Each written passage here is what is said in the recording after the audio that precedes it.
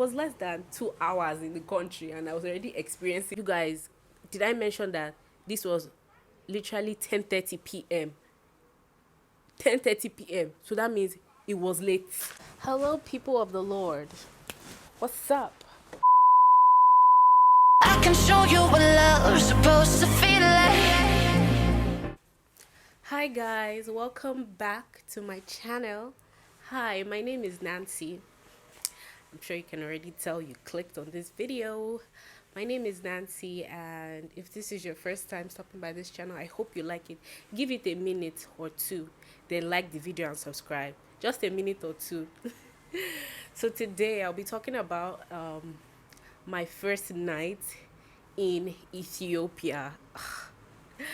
I'm going to tell this story. I actually didn't write it down. I just realized that I needed to film this video. So I'm going to be talking off my memory. Obviously I didn't put it down, so I might not say it in the right order. That's why I'm saying this.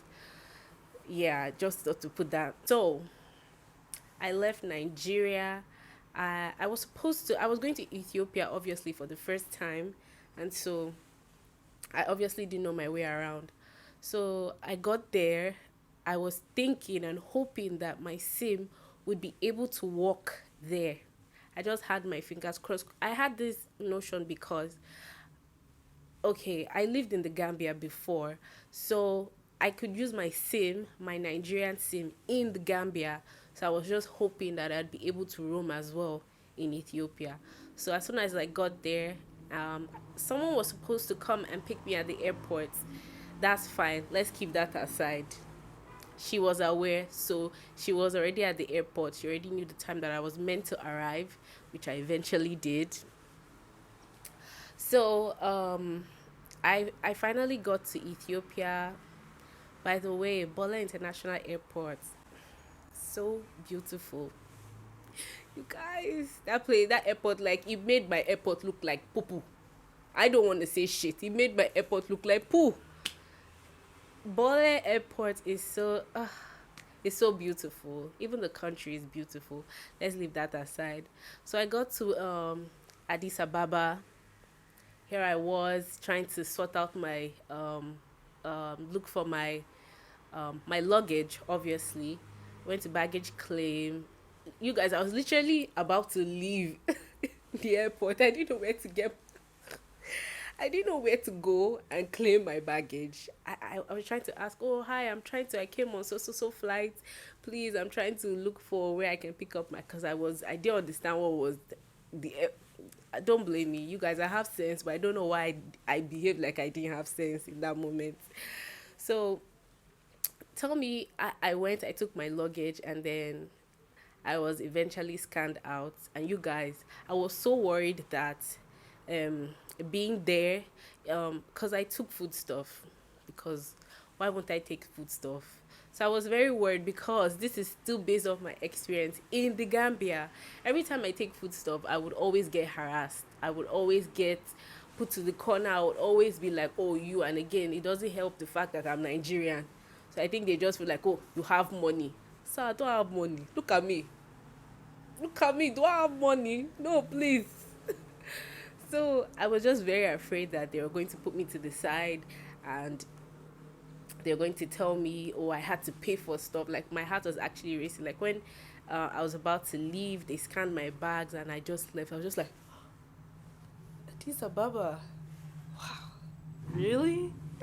So after I was allowed to go through, when I went, so now this was where the problem, there was no problem in the land, because now my sim was not roaming. So there was no way I was going to contact the person that was supposed to pick me up.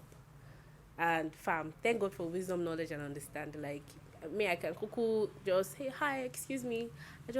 Hi, excuse me, one beautiful lady. I was like, hi, please, can I, someone is supposed to come pick me up, please, ma, can I borrow your phone and call her? And then she was like, oh, no problem. And she was really chill. She was really nice. I thank God for that. And then she helped me call the person that was supposed to pick me up. And then she was like, she was like, oh, she was even worried that she didn't know how she was going to reach me, this and that. She tried to explain, like, oh, where are you? I was like, fam, I just got here. I don't know where the hell I am. I don't know where I am. Okay, she was not like, okay, ask for the entrance for departure. So you guys, I was literally wheeling all my bags, and I came with a lot of bags. I was literally wheeling on my bags, and I was almost falling. I was literally wheeling on my bags, and I was almost falling. So I wheeled the bag, and I was trying to look for departure. So I asked, and then I eventually um, got to, I think, the entrance. Yeah, it was the entrance for departure. So I was there. Now, crazy thing is, you guys, I didn't even know who I was going to meet. I didn't even know what she looked like exactly. Don't ask me why I didn't ask for a photo before I left. Myself, I don't know. I honestly, I don't know. I don't know. I don't know why I didn't ask for a picture or something. Like, oh, let me know um, what you look like, so when I arrive, I'll be able to, you know that is you. Tell me how I get there, and it just actually dawned on me that I actually don't know who exactly I'm supposed to meet up with. Like, I don't know what she looks like facially, because we only spoke through WhatsApp, and like we didn't exchange pictures. Yeah. So I was now standing. I was just thinking, like, how is this person going to know that one, I'm the one, and two, how am I going to know that one, two, they're the one? So I just heard my name, Nancy. I was just like, they've come to save me. I just turned around and I just saw someone waving. I was just like, oh. I mean, it's common sense. I obviously knew that that is who I'm expecting. I mean, I had an idea just because it's just a long story short. We didn't exchange photos, but I, yeah, I expected someone different and I saw someone different, but it's fine because they called my name. I mean, who else is expecting me? So we went, we hugged, and then this is just one part of the gist. So finally, we got into the taxi, and then let me just say this: that when we were about to enter the taxi, so basically, they use a meter to read the journey, like to estimate, to give an estimate of what you're going to pay, not an estimate, but what you are going to pay.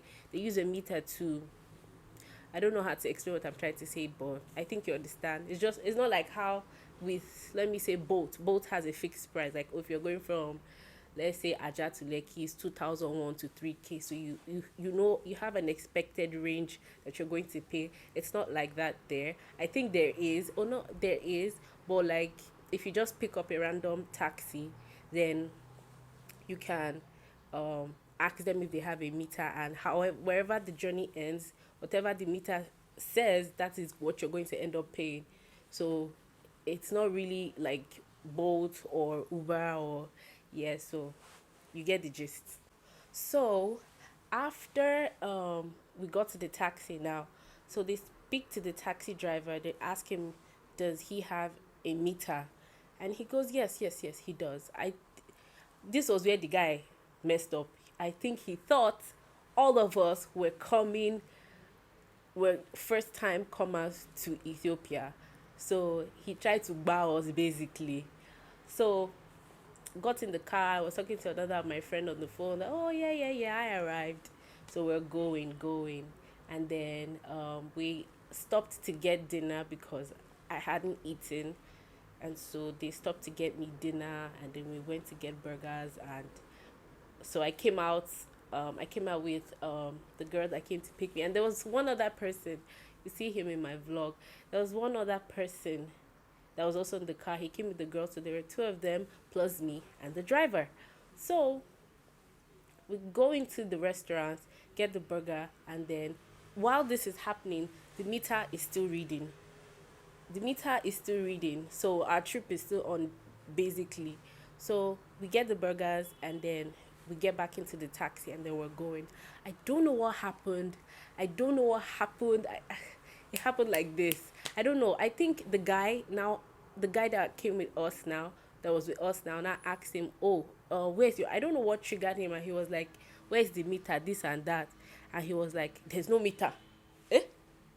He was like, what do you mean there's no meter? He was like, this, that. There's no meter, that we're going to pay him 500 beer. The reason this was trash was because from the airport to this location, it would have probably cost about 250 or 200. So uh everybody everybody was just like me. I didn't understand what was going on. I was just like, oh, okay, let's just, calm down. Yeah, peace and love and joy, because money is falling from the tree. No, I was just trying to, like, oh, it's not something that we should fight about. It's just, I didn't understand that he was actually legit trying to bar us. I just thought that he was just being unnecessarily, I don't know the word, but you get the gist. So he eventually, him and the guy started going back and forth about it, and the guy was like, why would he pay 500 beer? And then he was like, you pay 500, you pay 500, this, that. Like, he was actually trying to put up a fight, thinking that we were all JJCs. That was the mistake he made. I don't know, like, we're all JJs. He was like, we will pay 500 or nothing. And then, like, it became a thing. Even before, the girl seated next to me, she was now like, at first she was like, no, I don't know, I can't remember. At first she was like, we're not going to pay you 500, we'll pay you X amount, this, that. He was like, no, it has to be this, it has to be 500. Yeah. But I was just there, like, okay, trying to, like, pacify the situation and everything. And eventually eventually you guys, now so they vex. So I have to use PJ for this one. Now so they vex. That's the guy and the girl. They were like, and the thing is, when we went to the restaurant, when we went to the restaurant, she bought a burger for the driver, at least for waiting. That was actually really nice. And then this guy that went to go and mess up and say he wants to buy us and take free burger. Why? Who are you, sir? Who are you? So that's how the guy just decided to park at the middle of the road, and him and the guy started going back and forth, and the girl got involved. Me, I was just sitting there because, well, I didn't understand the situation as much. So eventually he parked in the middle of the road. You guys, did I mention that this was literally 10:30 p.m. 10:30 p.m. So that means it was late, and I had bags, I had loads, I had things on me. So as soon as he parked in the middle of the road, my mind just started doing tutu. My heart just started doing tutu. Like, you guys, it was so funny. But it was funny afterwards, but it wasn't funny then. So that's how we parked in the middle of the road, though. And then the guy was like, if we don't pay him 500, nothing. That's what the guy said, is that he will not even pay him shishi, for the fact that he's lying, that he should. We came down and he said he was not going to pay him, and eventually he didn't pay him. Oh, that's how we came down in the middle of the. That's why I dragged all of my 3 baggers, all my 3 loads. That's why I dragged all 3 of my properties out of the taxi, my bag, my luggages, everything. We just took it out. The guy was like, he's not going. So the guy was like, he's not going to pay him shishi because he lied. And that was how we came out. The guy knew he actually messed up, because I see no reason why you'd have taken us almost halfway and you will not even fight for half of what you've driven. Like, you're trying to cheat us. You might as well just take the real amount you want to take and stop looking for bonus. So that was how we came down. I came down with. I actually wish I took a photo now. I'd probably use it as my thumbnail picture, but I wasn't thinking of that in that moment. So we came out. I was on the side of the road with my luggage, and then we were standing and we were waiting for another taxi. Oh my goodness, you guys! Like, people passed and my heart would race. Like, hey, let them not jack my bag. Let them not jack my bag, because I will follow them. I was like, best believe I will follow them. Like, my mind was racing. So, like, they ordered a ride, and then eventually the ride came, and then We got into the car, and it was funny. And then what was funny, I just remember that the girl that was with me was like, give me my burger, give me my burger, give me my burger. Give me my burger. You want to eat free burger and ban me again? Give me my you guys, it was funny after we got home the next day, but that day it was not funny. I was just nervous, like I didn't want any of my stuffs to get stolen. That was just where my mind was. Cause and again, it was not even less than, it was less than 2 hours in the country, and I was already experiencing this. So got down, and eventually we got into another taxi and we went home. And I think it was like a few days later, or after being in Ethiopia for a while, that I got to understand that they were actually in the, like, he was legit trying to cheat us, because the trip we took taxis and it was literally like 200, once 250, depending on where we're coming from. But from the airport side it was like 250 or so. And then he was literally trying to bar us, like, sorry, if you're not Nigerian, bar means cheat. Like, yeah, he was trying to like make more money off us and all of that. So it was very funny afterwards. But yeah, so that was literally my first night in Ethiopia. And yeah, we went home and then we ate and then we slept. Thank you for watching this video. And if you've had any funny experience when you traveled, especially on the first day, please, I would love to know and just laugh, because Ethiopia dealt with me. I have another video coming up about my um, departure from Ethiopia. It was just an ugly experience in general. And when I eventually upload that, you will see. So if you know you don't want to miss that video, please subscribe, like this video, and yes, I will see you guys in another video. Bye.